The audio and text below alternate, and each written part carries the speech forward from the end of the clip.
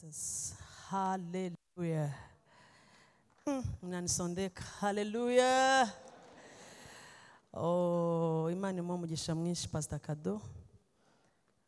Nari namuvugishije ndamubwira ngo ni wowe nabonye utarigeze ugera muri boîte de nuit. Mu banyabuhamya benshi numvise yaracitswe cyane, wanza ari ikimanuka juru, yaraje akisanga mu gakiza, abandi twaciye iyo dukubita imitwe hano irabyimbye hose. Barikiwa sana Pastor. Amen. Ntaragira ikindi ntangira, ndabona Bishop wacu yahageze na Mama Bishop, mumfashe nanjye mbashimire cyane. Imana ibaho umugisha mwinshi, Imana ibaho umugisha mwinshi, guhora munzirikana ya no kunkunda no guhora munyibuka, no kuvuga ngo murabona ko nkiri muzima. Imana ibaho umugisha mwinshi. Nshimiye Imana cyane, nitwa Julienne, Kabirigi, Kabanda, ndi umubyeyi w'abana 4, bafite papa wabo 10. Bafite papa wabo ariwe mushumba wacu mukuru. Ndumva nivuze ko tutaziranye, sindi umushyitsi hano, mutabona ndimo ndivuga gutya nitonze mu kanya ndatomboka. Ariko ndashimiye Imana ko ngarutse. Ndashimiye Imana cyane kandi ko nkunda kuba ahantu hari ubuzima. Ahantu hari ubuzima uba wumva nawe ubufite, uba wumva nubwo waba udafite icyo uvuga kiraza kuvuka tu katika jina la Yesu. Imana ibaho umugisha cyane cyane cyane.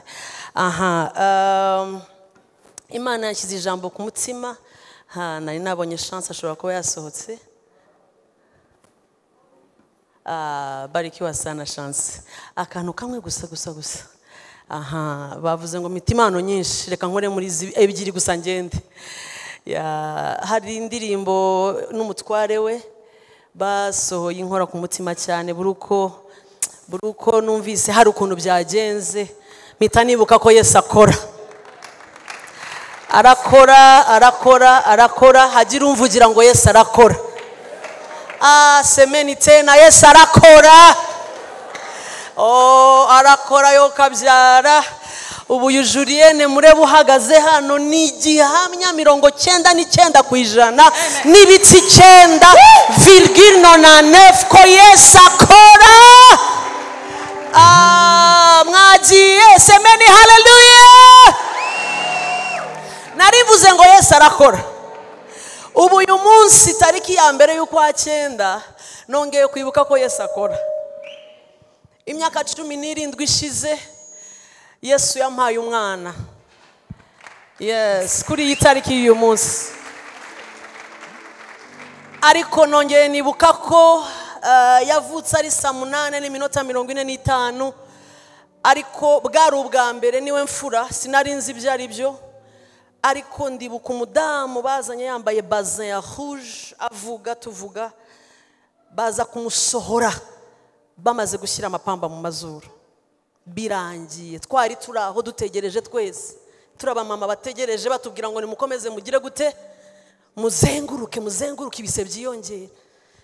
Mbona byakaze, mama bakamutoa wana arasohoka, abantu induru ziravuga hanze, ariko akana baragasohora ari kazima. Undi wari ku gitanda cyo hirya, sinzi abazimu bamufashe, nabonye ibintu bibi bwa mbere. Sabazimu ariko nabazimu bagatsindwa, ibise byaramurenze ari ku gatanda hejuru. Ngwango avaho aragwa, I tell you, biriya bintu nabonye byari bibi. Aragwa bazabiruka, urumva yakoze ibintu bitaraba, haramanuka gatanda. Ubwo abamama babyumvise, sinamenye yabayeho ntamwe niyabayeho, gusa byatumye mpita nitonda cyane. Uyu baramusohora, uriya mbona batangiye kumufasha, hasi mbona amaraso. Mama kandi ubwo nari ninjiye jewe nzi ko ibirya abandi bitari bundye, kuko niko woman of God. Hari umumama wavuye Kongo ndamyibuka, arambwira ngo mama chunga kidogo. Ubwo nari maze kumubwira ngo wacecetse ukizera Imana, byari bitaramfata neza.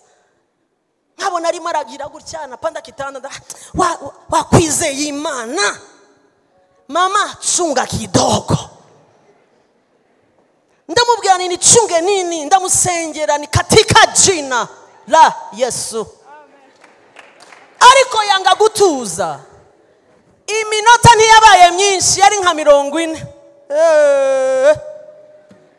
abaganga baraza ngo witwande ni nukuri nta zina mfite bibagiwe kunyita izina barambaza ngo tubazende nta numwe arangije nawe banza niba byari bigabanutse arambwira ngo umesikia na wewe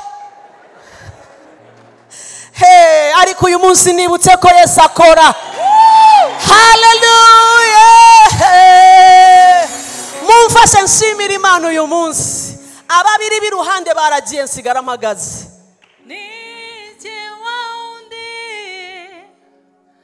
wahoraga imbere yawe nuzuye amarira ngarutse kushima nije wundi wahoraga imbere yawe nuzuye amarira ngarutse ngushima wowe wankuye wisoni hallelujah umvise gusenga kwanjye mu gihe gikwiriye wampaye icyo nasabye Yesu arakora nukuri arakora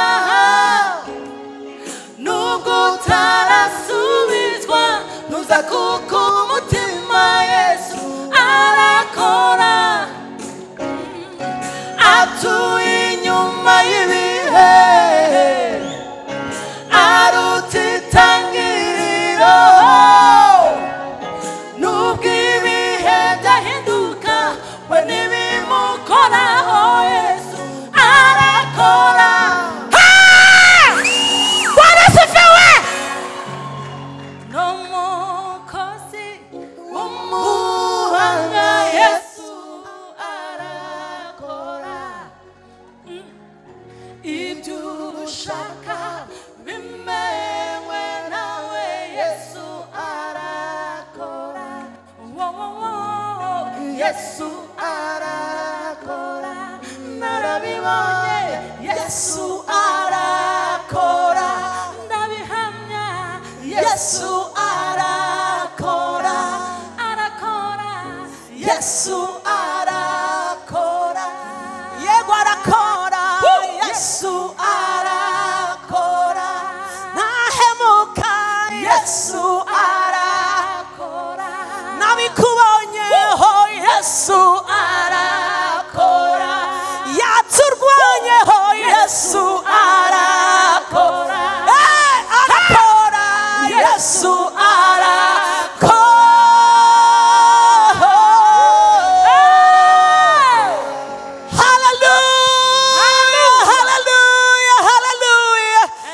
mbarikiwe sana mumfasha dukomere Yesu amasi menshi umwami wacu arakora Bibiliya iravuga Dawidi niwe wavuze ngo mujye muhora mwibuka imirimo ye myiza abami n'abambere igitabo ni cy'abami bambere hallelujah 21 abami bambere Imana yashyize ijambo ku mutima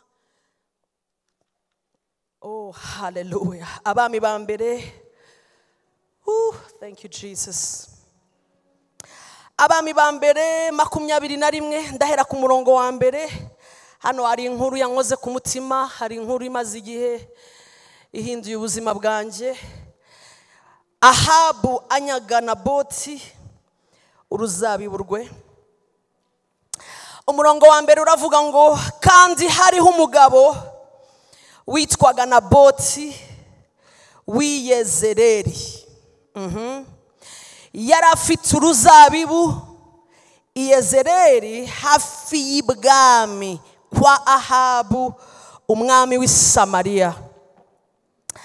Ahabu abwira Naboti ati, Ahabu mwabyumvise ko ari umwami, Naboti ni nyiri Ahabu abwira Naboti ati, mpa uruzabibu rwawe kugira ngo ndugire igihambo cy'imboga, kuko ari hafi y'urugo rwanjye. Umva impamvu zitumvikana na gato. Umva impamvu amuhaye arimo aramunyaga uruzabibu rwe, ngo ni ukugira ngo ndugire igihambo cy'imboga, ngo kuko ari hafi y'urugo rwanjye. Nzaguha urundi, mu rwawe nzaguha urundi ruzabibu ruruta ubwiza, cyangwa washaka naguha ibiguzi byarwo ku ifeza. Gatatu, Naboti abwira Ahabu ati, biragatsindwa n'Uwiteka kuguha gakondo y'abasogokuruza banjye. Hagira uvuga ngo biragatsindwa, bivuze batatu. Vuga ngo biragatsindwa kuguha gakondo yanjye. Kane, maze Ahabu ataha afite agahinda n'uburakari, arakajwe n'ibyawe. Ataha afite agahinda n'uburakari kubw'ijambo Naboti w'i Yezereli yamubwiye ngo singuha gakondo y'abasogokuruza banjye. Mumfashe tujya mu gitabo cy'Abagalatiya. Igitabo ni cy'Abagalatiya, ibice ni bingahe? Ibice ni 4. Igitabo cy'Abagalatiya ibice 4. Ese haba hari umuntu ufite cyangwa bakaza kudufasha bakadushyiriraho nko mu Gifaransa ukuntu uyu murongo wa mbere uvuga? Abagalatiya 4, abari mu buhanga bw'ibyuma niba byabakundira. 4:1. Ariko ndavuga yuko umuragwa iyo akiri umwana atagira icyo atandukanaho n'imbata. Umuragwa nyiri ibintu iyo akiri umwana, ndashaka mubyumve neza, iyo akiri umwana Bibiliya iravuze ngo ntagira icyo atandukanaho n'iki? N'imbata. Mu Gifaransa imbata bavuga gute? Ubanza ari esclave, hari ufite ni esclave. Umuragwa, ubundi umuragwa ni nyiri ibintu, sibyo? Umuragwa ngo iyo akiri peti, iyo akiri umwana ntagira icyo atandukaniraho n'imbata na esclave. Aba imbata agakoreshwa iby'ububata kugeza igihe runaka. Ntagira icyo atandukanaho n'imbata nubwo yaba ari nyiri ibintu byose. 2, ahubwo ategekwa n'abamurera n'ibisonga kugeza igihe cyategetswe na se. Semeni amina.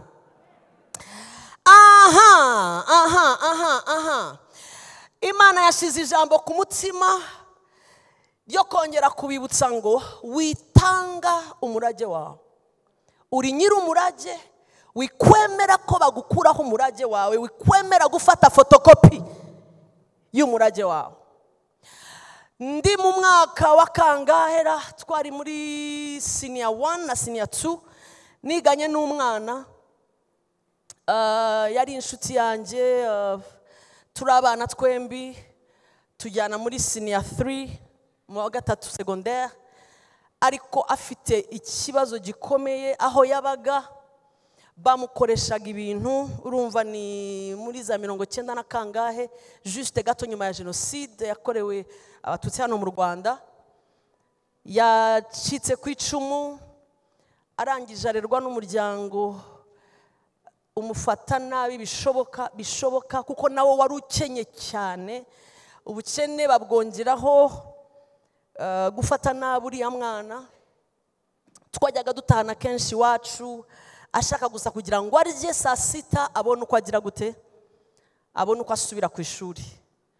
So tuba inshuti cyane, ariko ubuzima bwe kugira ngo abone inkweto ari ikintu gikomeye. Bisaba ko umwe mu nshuti durebe ukuntu tumuhaho, mwabibona ko zapfumutse, murumva situation ari ugukomeza mukavaringa mupfukapfuka kugira ngo atagira isoni mu bandi. Hari igihe amafaranga amwe namwe basabaga mugateranya abantu b'inshuti mukamuha, ameze ari mu buzima bubabaje cyane, bubabaje kuko naho yabaga naho usibye no kuba yarameze nabi, nabo mu bukene barimo bwari bukomeye cyane, kandi bari batunze abana benshi. Uriya muryango wari ufite abana benshi kandi nawe ukenye, so ntawe atari ukumwanga akunda ariko ameze nabi. Hanyuma nyuma y'igihe runaka ubuzima bwe buza guhinduka. Turahura, urumva twaje gutandukana, njya kwiga i Nyanza nawe ajya ahandi. Nyuma duhuye mbona si wundi, mbona umwana ameze neza, ni inkumi yambaye neza, amaperfume jewe ntaranamenya n'ukuntu parfum imeze. Ndavuga ni byagenze gutarambwira ati ntabwo urabimenya. Turicara ahantu mbona arambwira ngo komanda, mbega nutinye kugira icyo usaba kuri menu, fata icyo ushaka kula kabisa. So yagize ikibazo kuko atarazi uwabwiye kurya iyo minsi. Kukubwira ngo kula ni nko kukubwira ngo urabyumva nawe. Twavuganye ari uko isahani tuvuye imbere kuko twarariye kweri, ariko mbona yishyuye nta kibazo. Ndamuzi, ndavuga niki cyahindutse. Arambwira ati ruvaro nkubwire, naje kuvumbura ko ndumuragwa. Ndayakanura, urumuragwa. Nipatie story vizuri. Ate nubona buriya nakomeje gusufra senior 4 irananira kwiga nta minervare ndasufra, kumbe data atarapfa haramazu hari ibintu yasize bizwi na kuze wiwe. Abiwabo ya papa barashize, ariko kazini wa papa arahari, yarabizi rero ko bihari. None ati burya pastor Julienne yarayafataga neza, buri kwezi yarakodeshaga amazu, buri umva yarariye basi, yanakuyemo yarubatse. Mtoto mbaya atiacha mamacha. None ndakura, abantu barambwira ngo tukwibira ibanga. Iriya nzu ya baba yako, iriya nzu ya baba yako ni baba papa wande wawe. Asanga cousin aramubwira tuko nukuri ntabwo bakubeshye. Nabona buri umwana nkabona ati ndi umwana ndimo ndasufra, ati nakundi byagenda yigira zimza. Umwana atangira urugendo rugaruza ibyase. Arambwira ngo ubu pastor ndumukire okare, ndumukire okare, hari kabiri hejuru. Kubera iki? Ubu nta nubwo atsa kwa kanaka, ni direct kuri konte yanjye. Ati ubu navumbuye icyo gihe Nyarutarama yari yakira amashyamba. Ati afite amashyamba, ati agenda nyereka hari ahandi hantu nibuka izina. Ati ubu ndimo ndavumbura ibya data. urebye uyu mukobwa mbere ukongera ukamureba nyuma amaze kumenya ko ari umuragwa, hari ibyo yasigiwe na se, n'ibintu bibiri bitandukanye na kure. Semeni amina. Byonyine n'uruhu rwarahindutse. I tell you, napo n'imivugire, uzi ko ubukene bukora no ku mivugire. N'umugongo yari yarabaye ukuntu nta muntu wamutereta. Yambaraga n'ibintu ndabyibuka, tukamubwira ko kubura umuhanda ushyira umwana, ati ntawe ukubuye.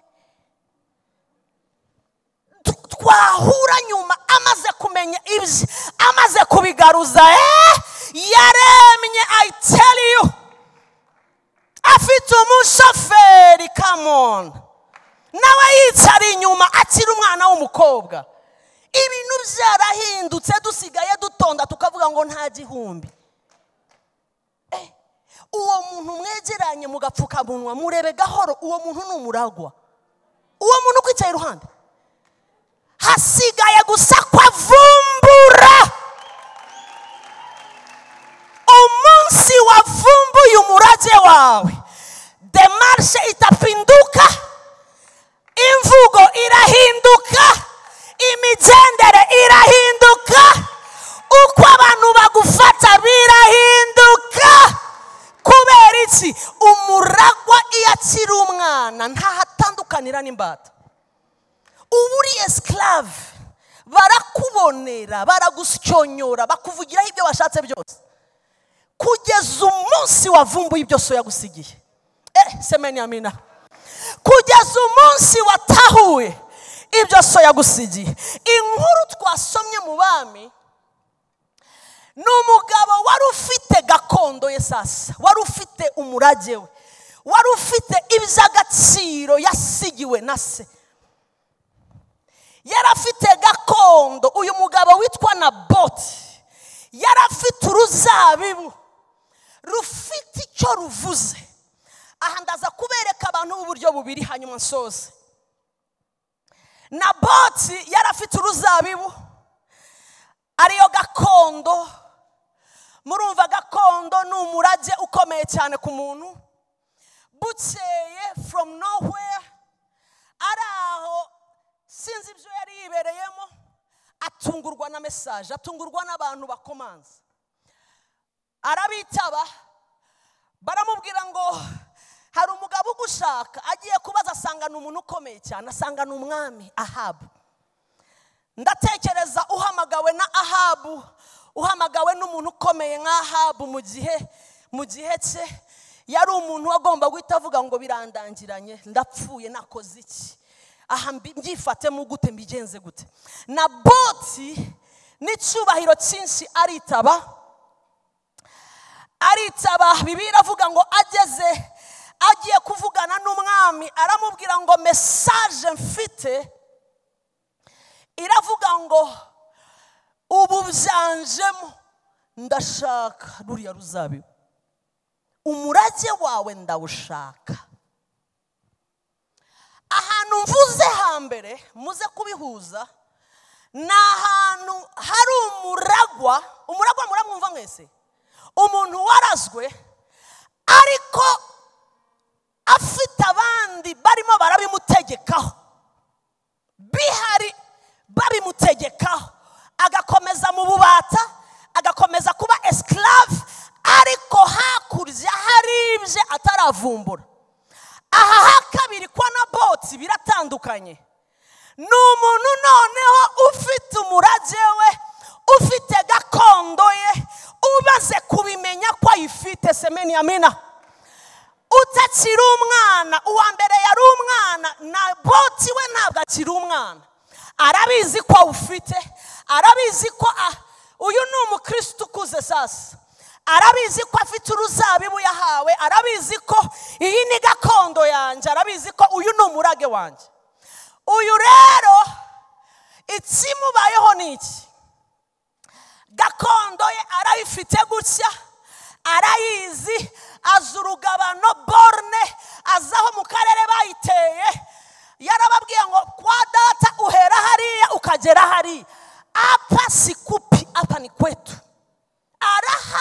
azibye.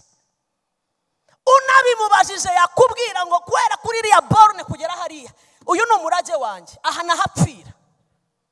Ariko igitondo kimwe nta n'umugishije inama, nta nubwo babanje kumubaza abiri atatu, hatungutse ikibazo kiri serious. Haje ikibazo simusiga, haje dosiye igoye guhandolinga, igoye guhandolinga. Haje dosiye arimo arayifungura akumva umutwe uramuriye. Haje dosiye arimo arayireba akavuga ngo iyi bayiva imbere gute vraiment. Ni ikintu atazi kiri hagati yo kubura ubuzima n'iki. Ari ahantu hakomeye, hari serious. Arimo arareba ibitabo imbere ye, yasoma agasanga ni umuntu ukomeye adashobora no kuvugira imbere. Ni umuntu wemewe n'isi, wemewe n'ahari hose, uvuga ari kijyana. Kandi we ni nshakarafu tu hapo. Igitondo kimwe ahantu yashinze borne, ahantu azi ko ari gakondo yase, havutse ikibazo. Aha rero niho nshaka tuvugana iminota mike tugasenga nkasoza. Naje kugutera inkunga ndakubwira ngo gakondo yawe irirukwaho amanywa nijoro, ariko hahirwa abahagarara ku ruzabibu rwawe. Iyi ni iminsi y'abazi uruzabibu rwabo, bazi aho borne itangirira naho igira gute irangirira. Iyi si iminsi y'imikino, hakuna mchezo mama. Ni iminsi yo kumenya ngo uruzabibu rwanjye ntabwo nkiri umwana uvuga ngo niba ruhera he, niba ugomba ubimenye, kuko ibigusaba uruzabibu rwawe biza utabitekereje, biza utazi igihe byaziye, biza amasaha utazi. Hagira uvuga ngo haleluya.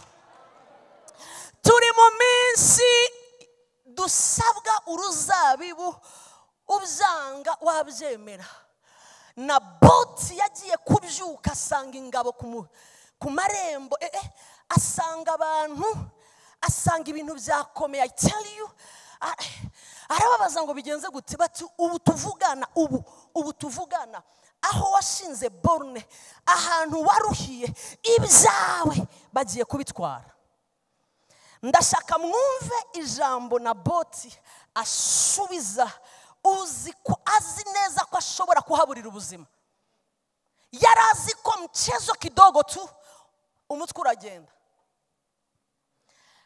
Naboti ahindukirira umwami n'ingabo ze gatatu, arababwira ati biragatsindwa, biragapfa, birakagenda. Gufata gakondo yanjye, gufata umurage nahawe niyo mu ijuru, kubera ubwoba, kubera ibigeragezo, mfate nkurekure. Arimo arahangara aho badahangara, arimo arareba hatarebwa. Aravuga ngo biragatsindwa n'Uwiteka kuguha gakondo y'abasogokuruza. Maze Ahabu ngo aterwa n'agahinda katarabaho, agira umujinya ngo kubw'ijambo Naboti w'Yezereli yamubwiye. Ndashaka mbasomera umurongo wa 6. Uravuga ngo nawe aramusubiza ati, nuko navuganye na Naboti w'Yezereli nkamubwira ni mpa. Ubu Ahabu arimo arabwira umugore we ibyamubabaje, arimo araganya, arimo aravuga ibyateye agahinda. Aramubwira ati merci, aramubwira ati ati mu ruzabibu turugurana ifeza cyangwa washaka nkaguha urundi mu cyimbo cyarwo. Nawe aransubiza ati sinaguha uruzabibu rwanjye. Arimo arasubiriramo umudamu amagambo Naboti yamubwiye. Ni nko kumubwira ngo umugabo yambereye ibamba, umugabo azi icyo ashaka, umugabo yagihagazeho, umugabo yanyimye, umugabo yihagazeho, umugabo ari tayari kubura ibindi byose, ariko gakondo ye ikaguma ihari. Aba bantu babiri, uwa mbere ari mu Bagalatiya, ntabwo azi ko afite umugabane we, ntabwo azi gakondo yahiri. Uyu wa kabiri azi gakondo ye kwihari. Aba nibo bakristo dufite muri iyi minsi. Hari abamaze kumenya gakondo yabo, hari n'abataramenya iki ko gakondo yabo ihari. Hari inkuru narimo ndavugana n'umutware wanjye nijoro, ni urugero umukozi w'Imana yabahaye, byankozeho cyane. Yabahaye urugero, yarimo arambwira ibintu byamufashije akimara gukizwa. Uwo mushumba wamwatuje yabahaye urugero, arimo arabigisha bakimara gukizwa nk'abakristo bakijijwe bashyashya, ababwira gufata iby'agaciro hanyuma ntibabitakaze. Arababwira ngo hari umugabo wari ufite ubutunzi bwinshi, yari afite ubutunzi bwinshi. Haba impamvu yihutirwa ituma agomba kwambuka akajya mu wundi mujyi wari hakurya y'amazi menshi, kandi ntiyari yemerewe gutwara ikintu na kimwe muri uriya mujyi. Ntiyari yemerewe kubera ibintu bitandukanye. Baramubwira ngo ufite umwanya muto kuba wambutse hirya. Ngo ahita akoresha ubwenge vuba vuba, aravuga ndambuka gute? Sinsiga ibintu byanjye. 2, ndabijyana gute? Sindi bwambutse imodoka, sindi bwandutse intebe, banyemereye gusabana n'umugore, ndabigira gute? Ubwenge buramubwira ngo bifata ubigurisha. Arabigurisha. Abona babigura, bagura amamodoka, bagura intebe, bagura amazu, bagura ibibanza, arishima. Ariko agiye kubona amafaranga afite ni menshi nanone mu bikapu. Umudamu waramubwira ati uri muri risk, bakiona izo franga, nibabona ayo mafaranga barayakwaka. Bakubwiye ngo barashaka tugende nta sakoshi, tugende nta kintu na kimwe twifiteho, icyo uri butware nta kantu ushobora gushyira mu mufuka, ushobora gushyira mu ikoti tukambuka. Umugabo umutwe uramurya, aravuga ngo ko ntashobora kwemera gutakaza ibyanjye, narabiruhiye ibibanza. None se areba ibikapu by'amafaranga buri cyo abikorera, simbyambukana. Barimo barambwira ngo sigaje amasaha. Umudamu waramubwira ati twagiye kwa kanaka, nuzi ko afite amabuye y'igiciro, tugende tugura amabuye y'iki, aya mafaranga yose ufite uyaguremo ibuye rimwe ry'agaciro ekivala y'iki y'ayo mafaranga. Umugabo ati yes, uri umugore w'ubwenge. Barihuta kuri wa mugabo w'amabuye y'agaciro, baramubwira ngo sigaranya amasaha makeya, ngomba kuba nambutse. Condition nuko nambuka ndi smart, nta gikapu habe na laptop, ngomba kwambuka nkagera iriya, kandi hari ibintu naruhiye ntashobora kugira gute, ntashobora gusiga. Aramubwira ati nyereka amabuye y'agaciro ufite. Aramwereka, arangije agwa ku ibuye rimwe rikubye bya bikapu byose by'amafaranga. Umugabo aravuga ati aha, mpereza ririya buye. Arimuhaye, aragafata, abona n'akantu gatoya cyane, ariko nakavunja. Mwabimenye? Niyambuka akakavunjisha hirya, azakuramo ya mafaranga, noneho atangira gura imirima n'aya mazu yose. Umudamu ati tunona sheri, twagiye, ni ukuvuga ngo ntacyo dutakaje. Bamuha ibuye ry'agaciro, amuha bya bikapu byuzuye iki, amafaranga. Amasaha aragera, baza kubasuzuma. Arababwira ati nta kintu na kimwe mfite. Yabuye yari yarishyize hehe? Mu ikoti mo imbere. Barahagarara basanga nta kintu afite, bati ibyo ufite mu ikoti nta kibazo, ariko ku maboko hakuna. Bareba umudamu nta na kimwe, abana ni umwenda gusa bambaye, ibintu byose ni umwenda n'inkweto. Bati uri umuntu w'umuhanga cyane. Bashaka ubwato babashyira mu bwato, ubwato burabatwara. Nyuma y'amasaha 2 bagenda, 3 bagenda, akajya arunguruka akareba iki, umuruho we gakondo ye kwa ufite, agasanga arayifite. Baragenda amasaha 4, baragenda amasaha 5, atangira kuruha. Aravuga ngo dusigaje amasaha ngati do tugiye kuhagera. Batangira kumwereka amazu, bati no urabona ati turahageza. Ati umunezero kubita madamu high five. Madamu ati turahageze kandi dutwaye ibyacu. Madamu ati turihuta, bamuhaye bizu koco. Abana bati twagiye. Umugabo ati turahageze n'ubutunzi bwacu, uri Imana yo kwi.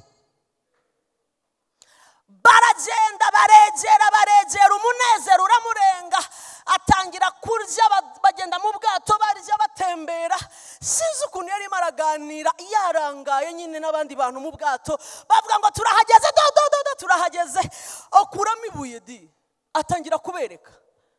Ati unaona mwese muri birofu, ubu mwagurishije ibintu byanyu muzanye bitwe gusa. Ababwira story ati dore ryanje nari narishizemo. Turabesha ubwo sijyo nibuye y'agaciro. Ati ni by'agaciro wana. Ati mwege muri bintu. Atangira kubereka ati ona sha on riba riraguye. Rigwa he? Semeni sana. Rigwa he? Rigwa mu mazi. Riguye noneho ubwato bugiye kugera neza do. Abantu batangiye gukoma amashyi ngo barahageze. Ibyo yaruhiye byose n'ubwitonzi yagize kuva bahagurutse mu mazi birangirana n'iki? Nibuye riguye mu mazi. Umugabo arababwira ngo ngiye kujyana nabwo. Umugore arasara aramufata. Abana bati papa nibishoboka ihangane turahageze. Atariko tuhageze ntacyo mfite, kandi Imana yari yampaye ubwenge bwose. Nakuyemo isomo rivuga ngo ubu buzima dufite iby'agaciro twahawe. Mwabyumvise muri bakuru, dufite iby'agaciro twahawe kandi tuzi uko babirinda. Ariko iminsi iragera uko umwami atinda kuza, ukubona tukajya mu mudendezo ugatangira kugira gute? Gukinisha ibuye ry'agaciro wahawe. Urarikinisha ukahagaze ahantu hari hatizewe.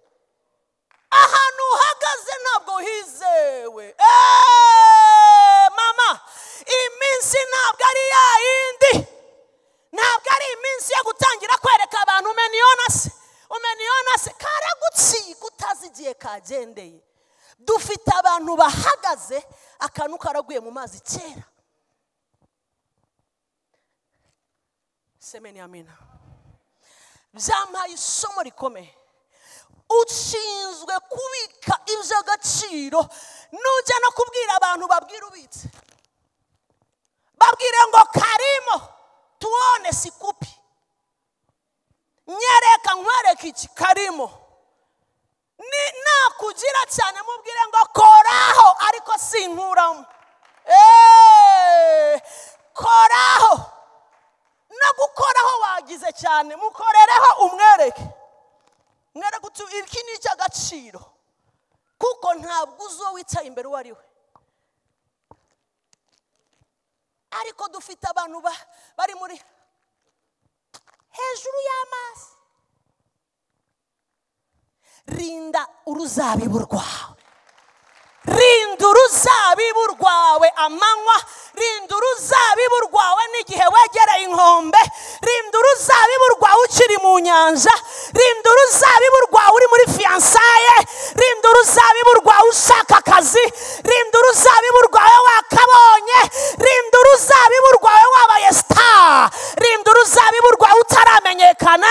Rinda uruzabibu rwawe.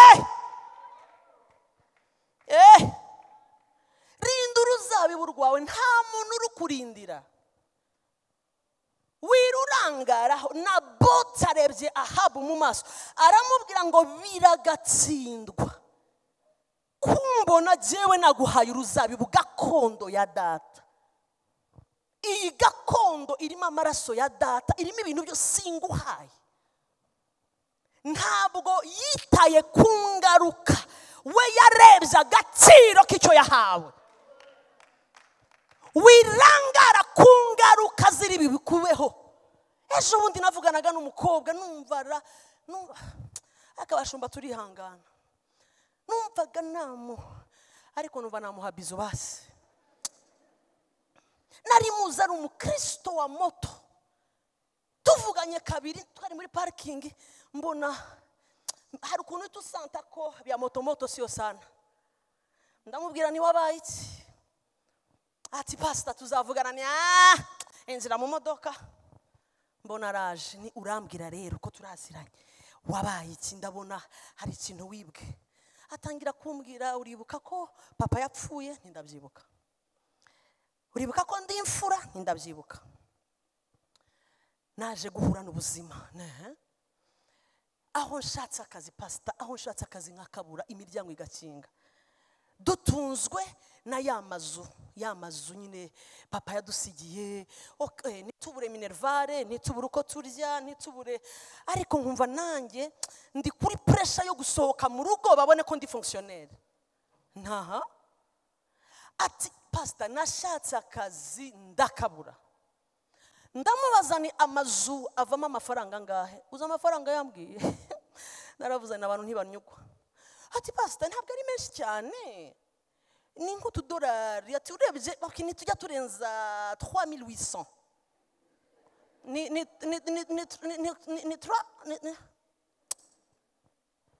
3000. Ngo no, ubwo mvugiyemo byose. Ntibyose biki ngo yamazu tararaya nandi ubucuruzi. Ni none se muba muyihe? Ati tuba muri ya yindi nyine twabagamo tra. Ni none ibibazo wagize nibi. Warangije kwiga.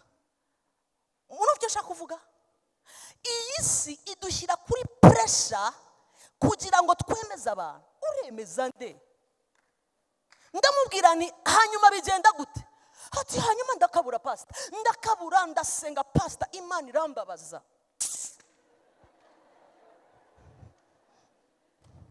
Ati numva Imana irampemukiye pastor. Ukuntu nayikoreye kutoka Sunday school mimi naimbia Mungu pastor. Nilitumikia Mungu pastor. Ndeba umwana numva namba. Ndongera nditonda nsubiza ukuboko inyuma. Hanyuma ati hanyuma pastor, Imana irambabaza. Narayikoreye, data arayikorera, mama arayikorera. Ni hanyuma hejuru ya 3000 wisa mama y'amadolari. Mubwira aho bageze bavunja. Ndamureba ni hanyuma bigenda gute? Ati ntabuze biba ngombwa ko nemerera umuntu nari nzi condition ari maranshiraho. Ne condition zihe mwazumvise muri bakuru? Ni hanyuma urazemera? Ati ndazemera. Kubera ati mami kubera pressure ntabwo ari kiri pressure, ni pressure. Ati nukubera pressure pastor. Ni pressure ya nini hejuru ya 3000 combien? 3800. Arambwira ati pastor, abantu twiganye bose baba bari muki. Iki mbwira bari muki. Ngo baba bose bavuga ngo nkora hamwe ni jiyo. Ni Yesu were ko Satani ni mpumbafu kabisa. Hanyuma uremera, wemeye ati nyine anshyira kuri ya condition nyine. Arayimbwira aransobanurira ati urumva mu gitondo nibyo amasaha yo gutaha siyo ntahira ko ngomba kugira indi mirimo nsoza. Ati mission zidahagarara ziriya nino. Ati nyine ndagwa.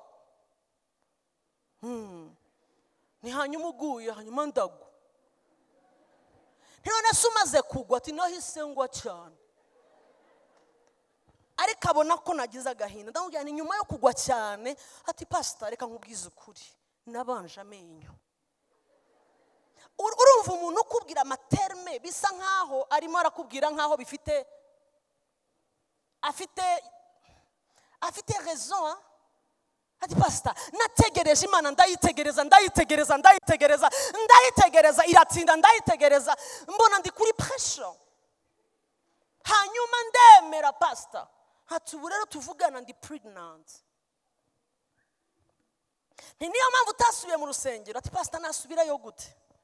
Biragoye gusubirayo, jewe vraiment Imana yarampemukiye cyane pastor. Uzayinsabira imbabazi ariko nayo yarambabaje cyane. Nagiye kumva numva wari wumva kumva waterura umuntu kamu. Ndamubwira ni hauna haya, hari abantu barinze uruzabibu rwabo badafite na $100. Hari abantu barinze uruzabibu rwabo badafite na $20. Mita muha ubuhamya. Ndamubwira ni sinababwirira hano. Ndamubwira ni uruzabibu tururinda yadusubije, tururinda itaradusubiza, tururinda twayabonye, tururinda tutayabonye, tururinda twariye, tururinda tutariye, tururinda amasaha yose. Arambwira ngo pastor, ndamubwira ni wowe uravuga 3000 combien? Wisa uravuga miliyoni zingahe abazi kubara? 3,500 harya. Turamiyo ugiye kugira naho wakitsaye barumuna bawe bakwiga ni nubwo yabadahari urarurinda. Asemeni haleluya. Nako gakiza tugezemo. Naramubwiye ni none se pressure wari uriho ni iyi ngo kubera ko abo twiganye bose babyuka basohoka bajyahe ngo kukazi. None Imana yaguhemukiye ngo yamemukiye ko ntasohoka nk'abandi ngo nkore. Yaraguhaye agusanga iwawe. Niyaba ari duhinduranye. Ubyuka ugenda jewe nitare muri 3000 wisa. Nukuvuga ngo ikibazo ntabwo ari ibyo ufite. Ikibazo n'umwanzi ushaka kugutwara uruzabibu. Ariko igihe kirageze ngo tube maso. Uruzabibu rurinda bimeze neza, ururinda bimeze nabi, ururinda byakunze, ururinda bana boti bagomba kuvuka muri generation mu izina rya Yesu. Iyi igomba kuba generation y'abana boti. Nubwo waba wegereye inyanja higarukira, rinda uruzabibu rwawe. Iby'agaciro waruhiye utabitakaza ku munota. Yesu yabajije ikibazo. Arabaza ngo ubwo ninjya umwana w'umuntu ntajya kuza azasanga kwizera kukirihe? Kukiri mwisi. Mu bibazo yibajije n'icyo ngicyo. Kuko uko twegera inkombe niko dutakaza iby'agaciro. Ibintu bidutwara iby'agaciro gakondo yacu muri iki gihe n'utuntu twose tubonetse. Akantu gato karakwaka icy'agaciro. Hari amasengesho turimo numvise ubuhamya bw'umugabo yarampaye ubuhamya nkorwaho cyane. Uriya mupapa mwambariki sana. Tumaze igihe turi mu masengesho hanyuma arambwira ati ntabwo nzi atari ko twaratangiranye mu kwa mbere. Ni amen barikiwa sana. Ati twaratangiranye pastor. Ati ntabwo ndi umukristo w'iwanyu atari ko nagiye kumva numva hari ibintu mpaze. Numva ndabihaze neza. Ndavuga ngo ninafata icyemezo ndabona Satani yambayeho super glue. Ati numvise muvuza amasengesho ndavuga ngo amasengesho niwo muriro daimoni zitakwegera. Ati mfatiraho. Ndamubwira ntibyagenze gute. Umva ikintu ambwira. Arambwira ngo ndi umudiyakoni mwiza mu itorero. Arambwira ngo maze imyaka myinshi mu itorero. Arambwira ngo nkunda Yesu n'umwami n'umukiza wanjye. Arambwira ati pastor nkunda umugore wanjye utabona napenda bibi yangu kweli. Ngo kuko hari ahantu twacanye kandi hari aho tugeranye. Ni sawa. Atutareba gutya ambwira ibintu byinshi ababaye atabana banje nibwo butunzi mfite. Nibo nkorera nibo ntekereza nicyo kintu mfite. Ni none byagenze bite? Arambwira ati pastor ati imyaka nkinga hishize nadutsweho n'ikintu gitangira gahoro kinkura mu murimo w'Imana. Ubwo nabonye amafaranga, nagiye nagarutse ati ubuzima. Urumva icyo yambwiraga? Arambwira ati bitangira ari imikino nadukwaho no ati nagize ngo nakantu koroheje karakura mbu musambanyi kabuhariwe. Ati kandi w'umusirimu udashobora kuvumbura nubwo wararugenda. Ati ubu tuvugira aha nta na rimwe madamu wanjye habe na gato, nta nubwo impande izarinda ivuga ataramvumbura. Ati va kuri aba babasuka bakoresha telefone ngo hi baby. Ntabwo je baby ajya kuri telefone. Ati kuko mfite babies.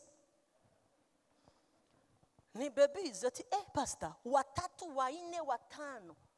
Ati nageze ahantu ngira ubwenge bw'abadayimoni ku buryo nshobora kujuwa 4 filles 5 habe n'umuzarabukwa telefone yanjye sinyashiramo code ibiri aho ngaho. Ati mfite ubwenge bw'abazimu, ntabwo ushobora kumvumbura. Ati nubwo wararumanuka nibishoboka, na nubwo abafite ngo bazamfata. Ati mimi aiti wakule wambari sana. Ati amasengesho atangiye ndisubiramo ndavuga ngo natswe iby'agaciro. Ati kuko kuva bitangiye umutima wo gukunda Imana ntabwo wagiye, ariko wo kuyikorera. Ati watangiye kwimuka.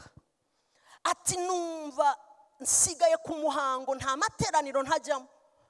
Ati kuko ndi imbere mu bantu mu bashumba, ndi imbere ndakora imirimo, so nta kuntu nabura guteze. Ntabwo nabura nukuvuga ngo nubwo ntahari nsigara mpanga ibintu nkerekana ibintu aho bigomba kujya nuko bigomba kugenda. Atariko ndabizi ko ndi umubembe mubi, umubembe ubwira umukobwa ngo kuramo inda nkishyura, narangiza nkagaruka mu nzu y'Imana. Umubembe ufite hafi ku isi hose ndapanga amazu. Umubembe unyanyagije amafaranga ntaratanga mu nzu y'Imana. Ati ndavuga ngo nubwo nyikorera, nubwo ndi mu nzu y'Imana narapfuye, nambuwe gakondo yaragiye. Atuvuza amasengesho ndavuga ngo shangiye kuyasenga. Arabanza afata ahantu hose azi hari ikibazo arahaniga. Ati nabanje gukupa communication iyo ariyo yose n'umuntu wari we wese, nsigaranye madamu. Amaze kuyikata tuva hasi. Ukwezi kwa mbere turagenda, kwa kabiri umva simuzi, kwa gatatu, kwa kane. Aravuga ngo twageze mu kwezi kwa gatatu. Ati pastor, maombi ni moto, n'umuriro. Aravuga ngo iyo utararakazwa n'uruzabibu wibwe ntabwo uzarugaruza. Kandi nsanga nibyo. Abavuga butumwa bazaza hano buri mu gatatu babwiriza uvuga ngo amina usubire hari yuri kwa kundi kugeza umunsi biguturutsemo uvuge ngo kama mbaya ndasubirana uruzabibu rwanjye. Umugabo ukwezi kwa mbere aravuga ngo Satani nta muntu uri bundambikeho ikiganza, mimi mwenyewe ni jewe nawe, Yesu uri muri jewe aragutwika. Ntubone ngo waranyicariye, ntushobora kunyakura uruzabibu rw'urugo rwanjye. Bariya abana ntabwo nzatandukana nabo. Rekura rero kuko uje kunsenyera, uje kwica ubuzima bwawe. Yarasenza amasengesho arambwira ngo nabiherukaga kera. Buri weekend, vendredi, samedi, dimanche nararaga mu cyumba cy'amasengesho. Ngo iwanje muri etage twashyizemo icyumba cy'amasengesho ariko nta wagisuraga. Nabaye bize, madama ababize. Ati naho bihererega, naho bihera. Aravuga ngo mu kwezi kwa gatatu, ati narimo ari samedi, arimo arasenga yumva agaruriwe ubuntu bwo kuvuga mu ndimi. Hey! Ati ndavuga ngo biragarutse. Ati ndakomeza ndatogota ndi jenyine. Ati ngiye kumva ari wenyine yumva ikindi kijwi kimuvugiyemo. Amenya ko ari deliverance itangiye. Ikijwi kikamuvugiramo akacyumva ngo rega sinkurekura ngo nanjye nka aya. Ati ndatwika, ati ndaruka umwuka pastor ati ibintu bica mu mazuru umuntu w'umugabo nkora ibintu mu ipantaro ndi jyenyine wanjye atari ko ngiye gukanura amaso usanga ndi hasi ndavuga ngo nsubiranye uruzabibu rwanjye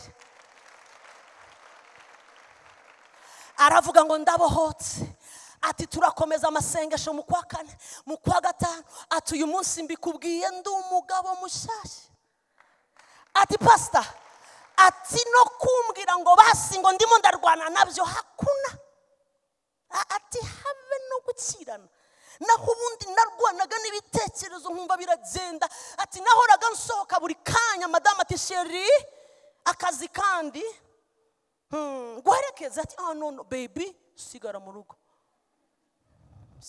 rugo arambwira ati ubu narabohotse nabonye deliverance totale kubera iki naravuze ngo ntabwo gakondo yanjye bayitwara hivyo hivyo ngiye gusoreza mbabwira ngo rwana kuri gakondo yawe rwana kuri gakondo yawe niwemerere Ahabu kugutwara iby'agaciro waruhiye niwemere narivuze ngo niwemere fata icyemezo garura gakondo yawe turi hafi gutaha turi hafi kumva impanda ivuze umwami wacu ari mu marembo agaruka niwemere kuzasigara muri iyi si niwemere ko Ahabu akuguranira umugabane wawe mu izina rya Yesu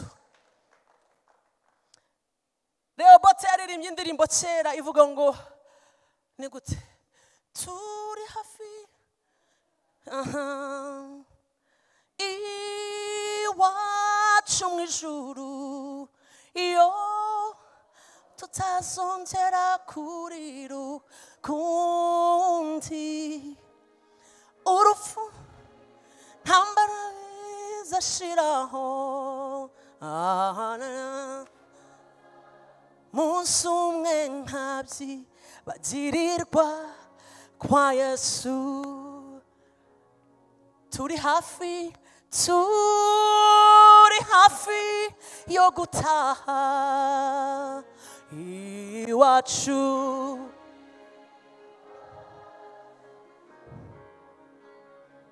iyo aho tuzazongera kurira ukundi urupfu n'intambara